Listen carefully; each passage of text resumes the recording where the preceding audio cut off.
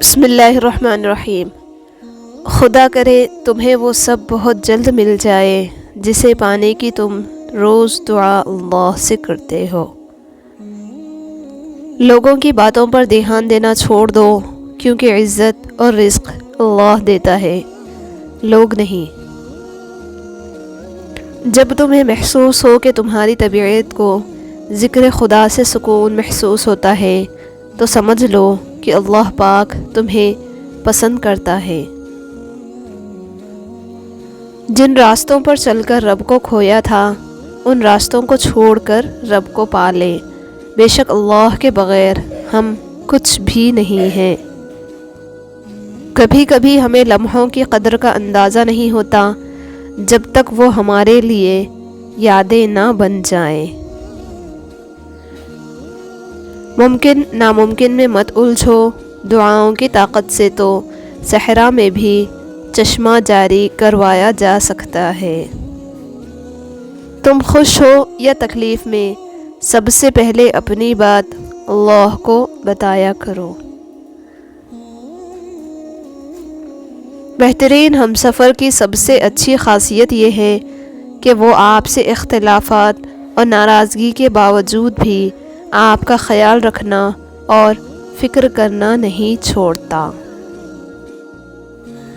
تم کیا جانو رب نے کہاں کہاں سے تمہاری حفاظت فرمائی اور تم ایک چھوٹی سی چیز پر اس سے گلہ کرنے بیٹھ جاتے ہو۔ مکمل ہوتی ہی نہیں کبھی تعلیم اے زندگی، یہاں استاد بھی تاعمر ایک شاگرد رہتا ہے۔ حشر کے دن تو تمہارا جسم بھی تمہارے خلاف بولے گا، پھر یہ وفاداری کس میں ڈھونڈ رہے ہو؟ اپنے ذہنی سکون کے لیے 3 چیزیں کم رکھیں: الفاظ، توقعات اور لوگ۔ صبر کرنا بہت مشکل ہے، لیکن کبھی سوچا ہے جب اللہ تمہیں وہ چیز دے گا تو اس کی خوشی کتنی پیاری ہوگی؟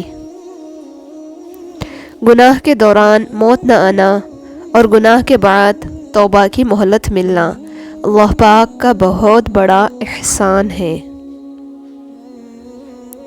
صرف قرآن پاک ہی وہ سچا دوست ہے جو قبر میں بھی آپ کا ساتھ دے گا۔ تعلیم انسان کو بولنا تو سکھا دیتی ہے، مگر یہ نہیں سکھاتی کہ کب، کہاں اور کتنا بولنا ہے۔ حسد انسان کو اندھا کر دیتا ہے اور آپ اپنے لیے بہترین سوچنا بھی بند کر دیتے ہیں۔ 2 چہرے انسان کو کبھی نہیں بھولتے، ایک مشکل میں ساتھ دینے والا، دوسرا مشکل میں ساتھ چھوڑ جانے والا۔ نصیب کا لکھا مل کر رہتا ہے، کب، کہاں، کیسے، یہ سب میرا رب جانتا ہے۔ سبحان۔ ایک بڑی غلطی جو زیادہ تر لوگ کرتے ہیں یہ ہے کہ آدھا سنتے ہیں، تھوڑا سمجھتے ہیں اور زیادہ بتاتے ہیں۔ اندر سے ٹوٹ جانا بھی اللہ کا احسان ہوتا ہے۔ جب تک انسان اس کیفیت سے نہیں گزرتا وہ کبھی جان ہی نہیں سکتا کہ درد اور تڑپ سے سجدہ ریز کیسے ہوا جاتا ہے۔ ٹھان لو کہ اللہ پر توکل کر کے اپنی منزل تک پہنچنے کا سفر جاری رکھنا ہے، اور جب تک اللہ کا کن آ نہیں جاتا تب تک ہار نہیں ماننی۔ انسان کو جتنا لگاؤ رزق سے ہے، اگر اتنا لگاؤ رزق دینے والے سے ہوتا تو اس کا مقام فرشتوں سے بڑھ کر ہو جاتا۔ ہر بات کہہ دینے کی نہیں ہوتی، کچھ باتیں سننے کی بھی ہوتی ہے، کچھ سمجھنے کی، کچھ جذب کر لینے کی اور کچھ سہ جانے کی بھی ہوتی ہے۔ رب فرماتا ہے تم مانگو تو صحیح، میں دینے کی حد نہ کر دوں تو کہنا۔ صدقہ ہر بلا کو ٹال دیتا ہے۔ اللہ کی راہ میں خرچ کرنے والا کبھی محتاج نہیں ہوتا۔